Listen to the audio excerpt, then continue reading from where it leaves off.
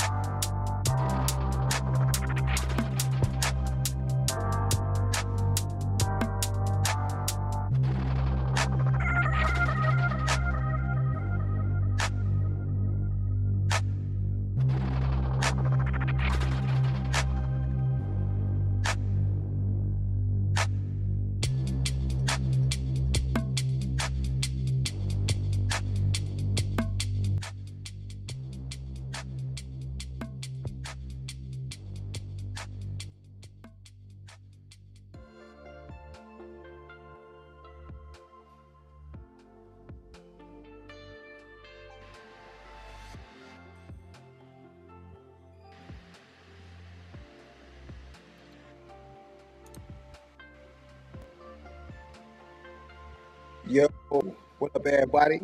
Welcome back to Step by Step on Porch with Teray. It's your dude, Teray, here to hang out with you again. Man, I'm always stoked to get to chat with y'all. So, if you're new around here, let me give you a quick rundown. I started this whole thing because, well, life threw me a curveball. Blended family life. And let me tell you, it's been a ride. Now, I'm in personal development and continuing education. So naturally, when I started feeling like I wasn't exactly doing a good job, I started to look for something about it, right? I was looking for some backup, some peeps who like got what I was going through, but honestly, it was like finding a needle in a haystack. Turns out, blended families are a new kind of norm, but there's not a ton of information out there. So I figured, why not start a place where we can we can all share what's working for us, what's not working for us, and just help each other out. That's what it's all about. A real honest conversation. So grab your favorite drink, kick back, and let's get into it.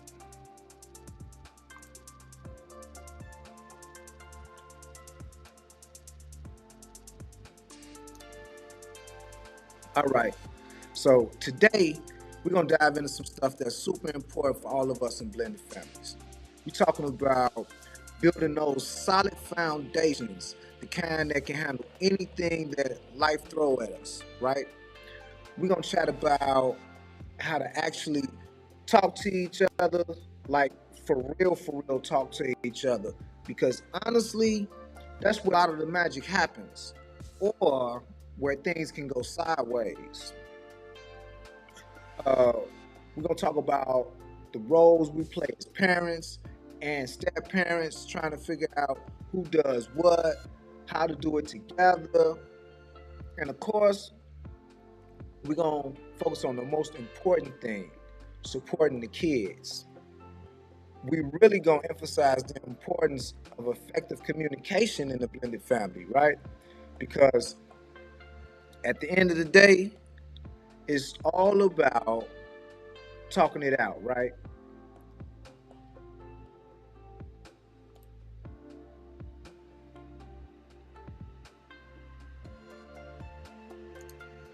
So So let's get down to the basics. Really? Well, basically, it's when you mix families together like a family potluck. You got your original families, and then you add new people, like new flavors. It could be a single parent who finds love again and marries somebody who may or may not have kids. It could be like both partners bringing their own kids to the table. And then again, it could be um, like like couples coming together and bringing some new little ones to add to the mix just to spice things up a little bit, right? Bottom line is, it's about combining different backgrounds, different experiences, and different personalities into one big, crazy family unit.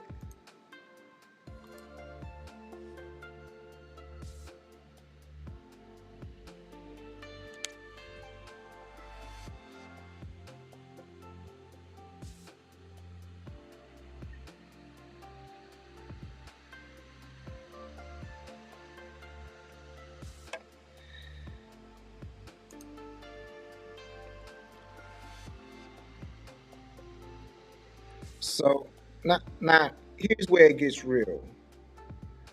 Blended families are like, let's say, a garden. You got different plants, different flowers, all growing together. Some might need more sunlight, some might need more water, some might need a little extra TLC. That's what makes it so special, but it also creates some, shall we say, unique dynamics. Let's break it down element by element. Everybody coming in with their own history, their own story, their own baggage. Some of it good, some of it not so good. Old traditions, old memories, maybe even some old hurts. It takes time for everybody to adjust to the new setup and to create new memories together. You got to be patient, understanding. Keep in mind, everybody on their own timeline. Don't try to force nothing. For example, maybe one kid is used to pizza every Friday, and the other family is all about taco night. Y'all got to find a way to honor both traditions or create a new one. Building those bonds, especially between step parents and step kids, take a lot of time and effort. It ain't gonna happen overnight. You can't just expect everybody to instantly fall in love with each other. And kids might not like, kids might feel like they like caught in the middle, like they gotta choose sides. Y'all gotta create a safe space where they feel loved and accepted by everybody, no matter what. Maybe plan a game night where everybody pick a game they love and you rotate each week.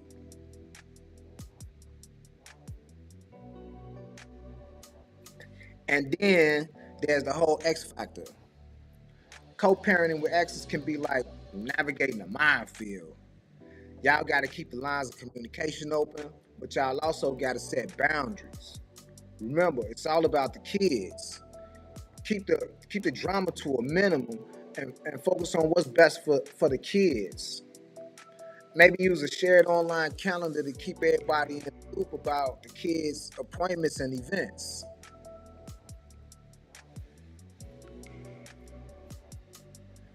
Every family needs rules, right?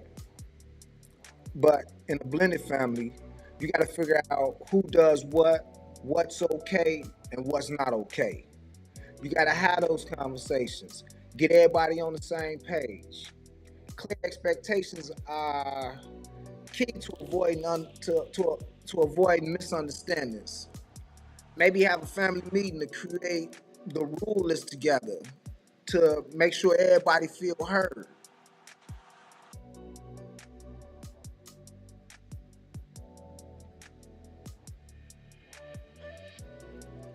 Now, everybody got their own way of doing things, their own parenting style, right?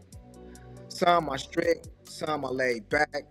Finding the balance that works for everybody is crucial.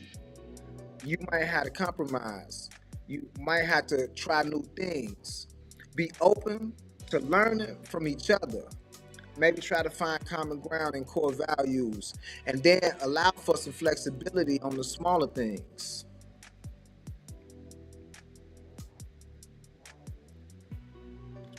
Now, blended families are an emotional roller coaster. Everybody gonna have big feelings, excitement, anxiety, sadness, resentment, you name it.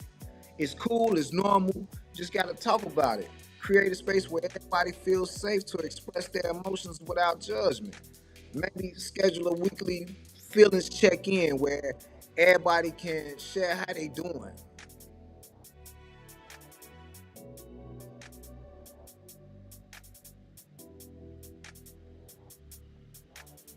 Now, here's the cool part. Blended families have the opportunity to create something truly unique. You can blend traditions, create new ones, celebrate each other's backgrounds, make it a melting pot of awareness, right? A melting pot of awesomeness, right? Maybe have a cultural exchange night where everybody share a food or a tradition from their background. Now, here goes some tips for blended families. Talk it out. Seriously. Communication is your superpower. Don't battle things, don't bottle things up. Find healthy ways to express your feelings. Be patient. Everybody adjusting at their own pace.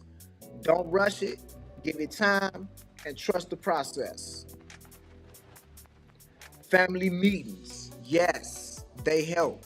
Set a regular time to check in, share, and make decisions together. Make it a safe space for everybody to voice their opinions. Don't be afraid to get some outside help if you need it. Family therapy, support groups, whatever works. Ain't no shame in asking for help. It's a sign of strength.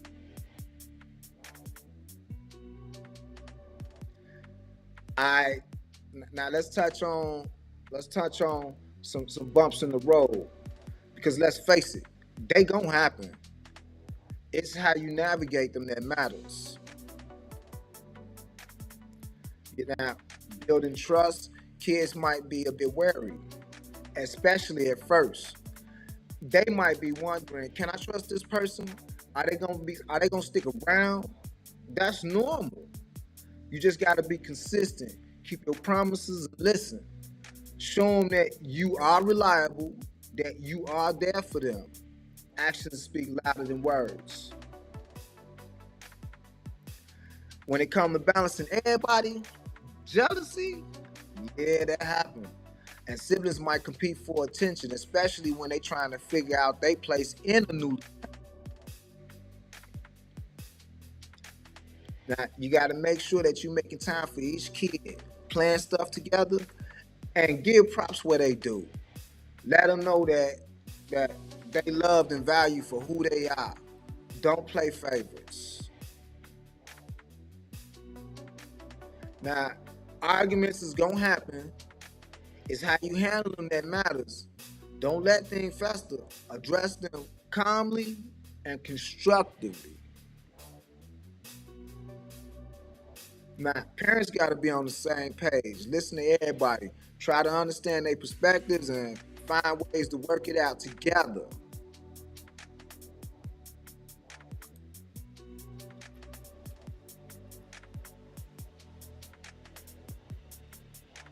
Now, let's touch on some blending good vibes, okay?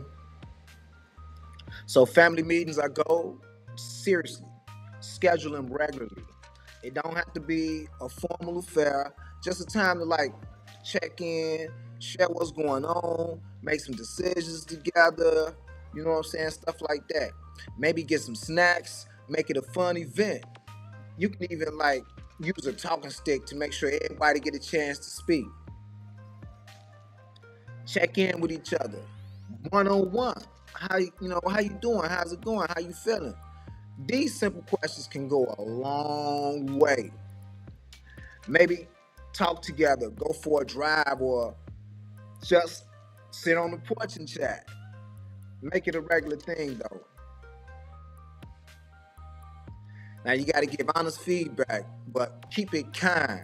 Remember, it ain't about blaming or criticizing. It's about helping each other to grow. Use I statements. Focus on the behavior, not the person. For example, instead of saying something like, you always leave your clothes on the floor, try something like, I feel frustrated when clothes are left on the floor because it make the house feel messy. Maybe try journaling, then share if you want to. It can be a great way to process your thoughts and feelings. You can even have like a family journal that everybody can write in. Then during family meetings, you can choose to share some of what was wrote in the journal. Say thank you. That's something that I need to learn about, right? Because I kind of feel like some things I'm expected to do, so I don't expect you to say thank you, and some things I feel like another person might feel expected that they should do. So it kind of feels like that's not something that you should really expect somebody to say thank you for. But saying thank you, it matters. Uh, it's like a simple "I appreciate you" can make somebody's day. Don't take each other for granted. Maybe start a gratitude jar where everybody can write down things that they feel grateful for and read them aloud at the end of the week or something like that. Lead by example. Share your own feelings to show the kids that it's okay to be vulnerable. If you're having a tough day, say so. I'm feeling like a little stressed today. I mean, I need a few minutes to myself. This models healthy emotional expression. Listen up, really listen, like actually listen. Is actually listening is a game changer.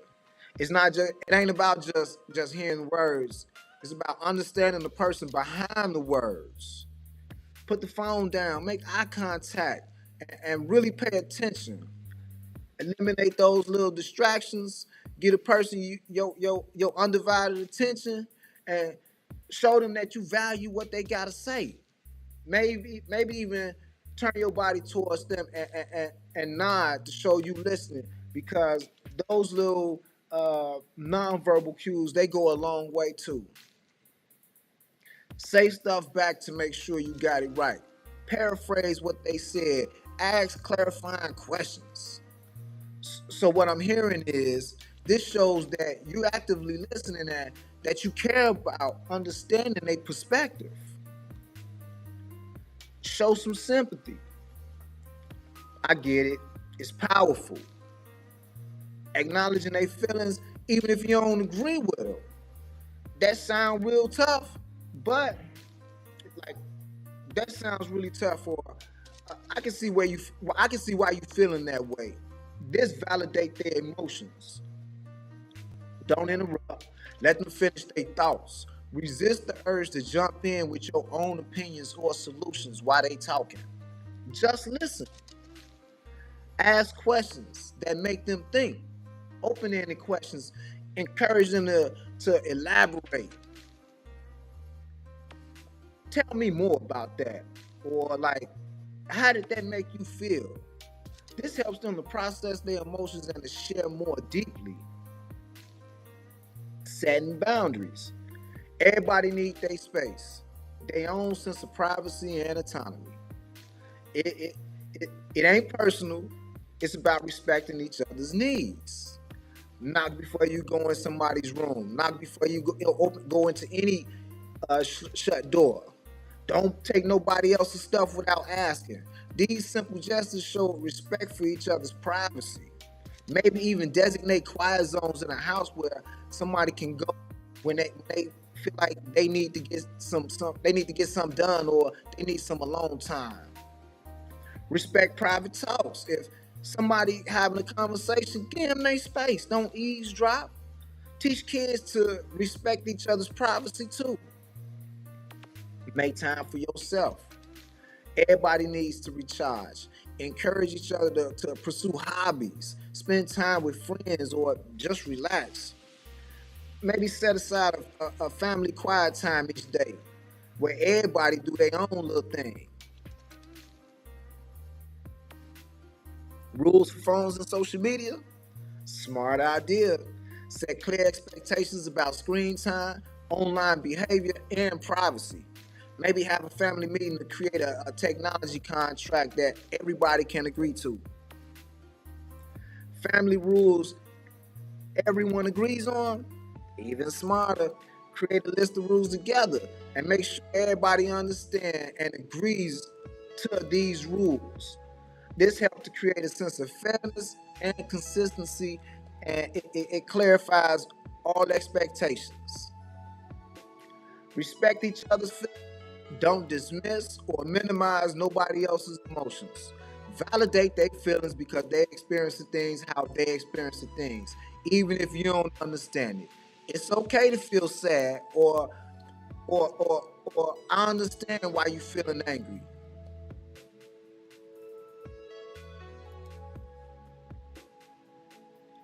Now, talking it out when you in family meetings, we just touched on this, but it bears repeating. Family meetings are a secret weapon. Make them a regular part of your routine. It ain't got to be a big production. You know what I'm saying? Just just a time to connect and communicate and collaborate. Set a regular time and place. Make it consistent, like maybe every Sunday or every other Wednesday. Consistency is key. Create create an agenda. Have a list of topics to discuss. This helps to keep the meeting focused and productive. Maybe even have like a rotating meeting leader to give everybody a chance to participate. Encourage open and, and honest communication. Remind everybody that ain't no bad ideas. Maybe even start with a check-in round where everybody like share how they feel or something like that. Share how their day is going or how their week has been or something like that. Use it for problem solving. If it's a conflict or issues, use the meeting to brainstorm solutions together. Encourage everybody to participate. Maybe even use like a whiteboard or a flip chart to write down some ideas and stuff like that. Hey, celebrate successes. Take time to acknowledge and appreciate each other's efforts and achievements. This helps to build like a positive and supportive family culture. You know, everybody patting each other on the back and encouraging each other and supporting each other. When you're dealing with conflicts, because conflicts are inevitable, even in the happiest of families, it's how you deal with them that matter. And here go a few techniques that might be able to help you. These are things that I'm learning how to use. Find common ground, like what do you agree on? Start by identifying sharing goals and values. This can help to shift the focus from conflict to collaboration. Maybe even write down the common goals so you have them to refer to. Compromise is your friend. Meet in the middle. Be willing to give a little to get a little. Look for win-win solutions, not just I win solutions. Maybe even try to brainstorm multiple solutions and then choose the one that works best for everybody involved. Use I statements. I feel instead of you always. This helps to keep from placing blame and making somebody defensive. For example, instead of saying you never listen to me, try saying something like I feel unheard when I'm interrupted. Stay calm, listen, and try to understand, not just to respond. And know when to just agree or disagree. Sometimes you just not gonna see eye to eye, and that's okay. Respect each other's differences. Maybe even take a break if things start to get heated, and come back later to the conversation. You got to give props. Positive reinforcement is a powerful tool. Catch people doing good stuff and say something. It's not about manipulation, it's about showing appreciation. Just like when you catch somebody doing something that they shouldn't be doing, you say something when they doing something good too. It builds confidence, it encourages good behavior, and make everybody feel good. A simple thank you or I'm proud of you can go a long way, man. Maybe even keep a compliment jar where everybody write down compliments for each other. Say it, write it, celebrate it, reward. Just do it. Don't wait for big accomplishments. Acknowledge the little things too. Maybe even have a family celebration night where you celebrate everybody's like achievements and accomplishments.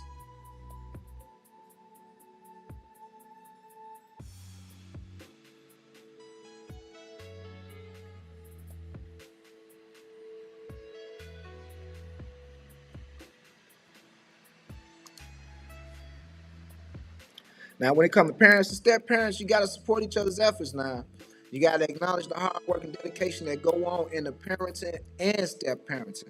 A simple thank you for helping with that goes a long way. Maybe even have a parent appreciation night where you like celebrate each other's contributions.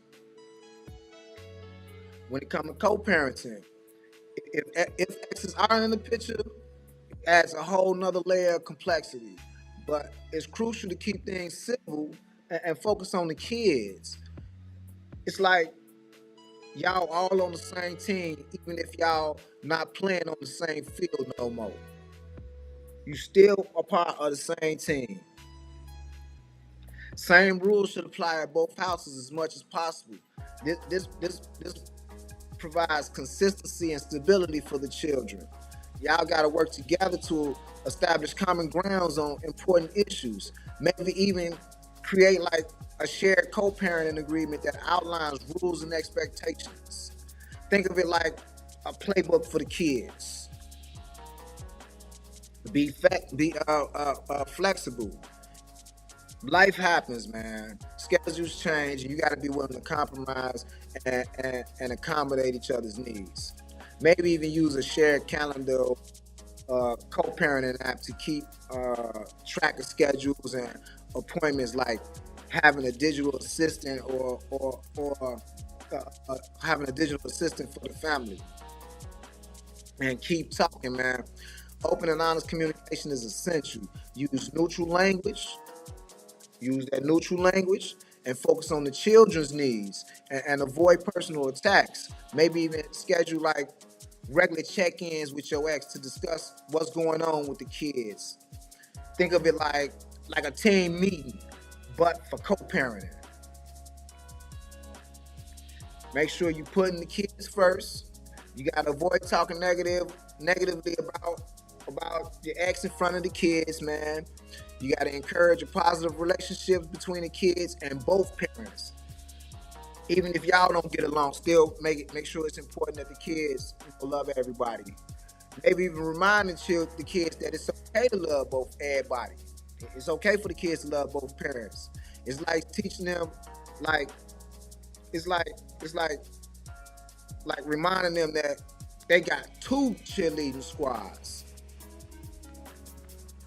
Use a communication method that limits emotional responses. Texting or emails instead of phone calls can help limit emotional escalation. It's like using a filter to keep things chill.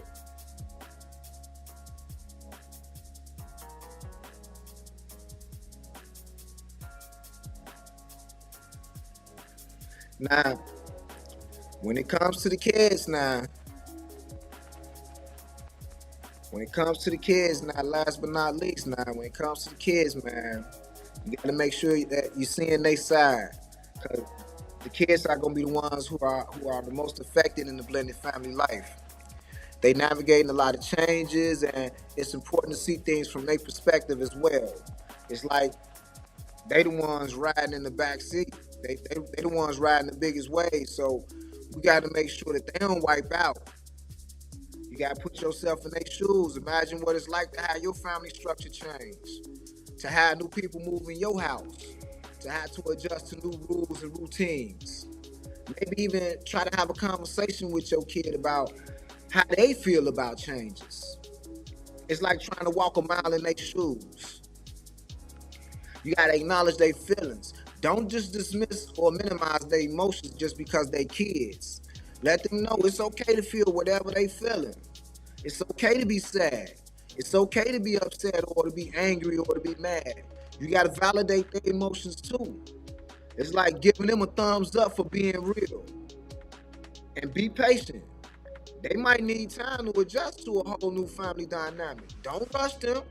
Maybe even create a transition plan that like outlines how you help them to adjust to the changes. Think of it as a roadmap, you know, a roadmap for the new adventure. Make sure you scheduling one-on-one time. Make time for each kid, just you and that kid. This helps to strengthen individual bonds and show them that they value like separately and individually. You value based on you. It's like giving them their own special spotlight. Regular one-on-one time, it ain't got to be nothing fancy either. Just some quality time together, going for a walk, going for a ride, anything like that. Maybe even create a special date that you have with each child. It's like having a mini adventure together. Do something they like to do too. Let them choose their activity. It show that you interested in the things that they interested in. Maybe even ask them to teach you some stuff, teach you about something that they interested in or something that they good in, something they like. It's like letting them be the teacher for a change. And again, that like encourages their self-esteem. Make sure you listening without distractions, man. Put your phone away and get them your undivided attention. Maybe even create a no phone zone during your one-on-one time. It's like giving them your full attention, no interruptions. Create a safe space, man. You got to be creating a safe space where kids can feel comfortable expressing their feelings and concerns. And that's really essential for their emotional well-being. It's like building a cozy little fort or a tent or something where they can be themselves.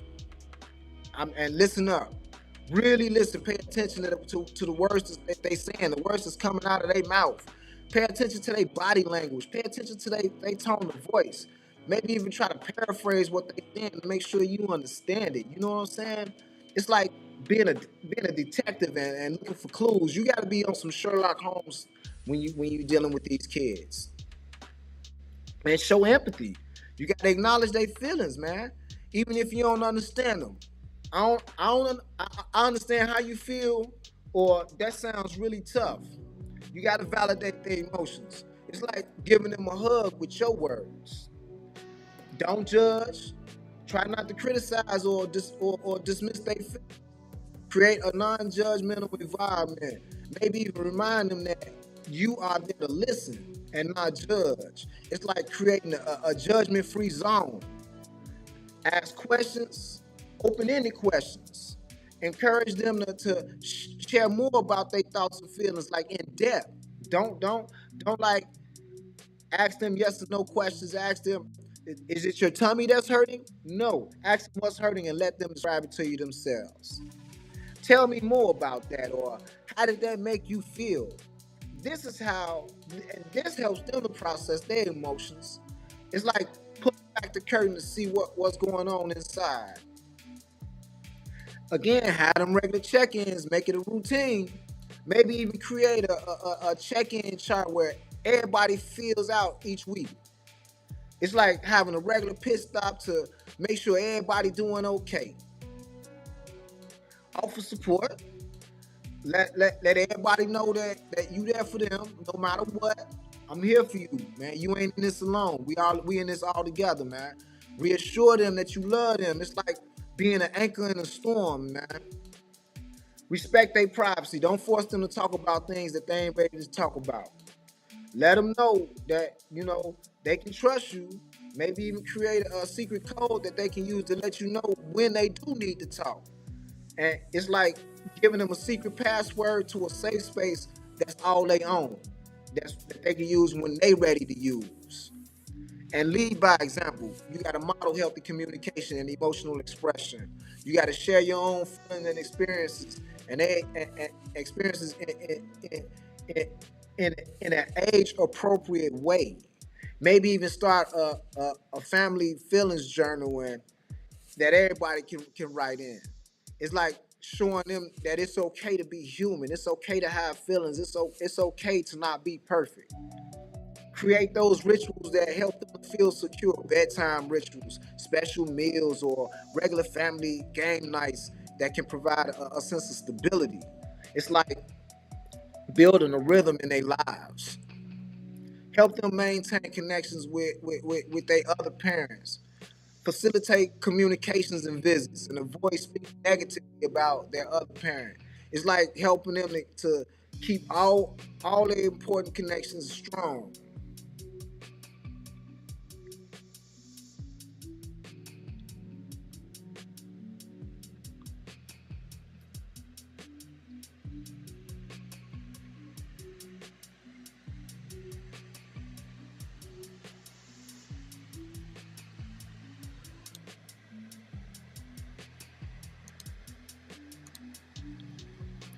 All right, y'all. All right, y'all. Now, I done did a lot of talking, man. I done talked for a few minutes, man. And I'm going to go ahead and wrap it up for today, man. Thanks for hanging out with me on another episode of Step by Step on the Porch with Teray. We've covered some important ground on building successful blended families. Uh, and we talked a lot about and it's important that uh, We taking those small but meaningful steps together. Now remember, this porch is a safe space for everybody, man. Where whether you need advice on navigating family dynamics, inspiration for creating strong bonds, or just a bit of you are always welcome here. Don't forget to follow us on social media, share your thoughts, and join the conversation with hashtag step by step, hashtag on the porch with Teray, hashtag blended families, hashtag family strength. Now, before I go, now just remember, every step you take, no matter how small, man, it brings you closer to a loving and harmonious family. So keep moving forward, stay patient, and never underestimate the power of a single step in building strong relationships. Until next time, I'm Teray, and this is Step by Step on the Porch with Teray. Take care, be kind, and keep stepping forward. See y'all later.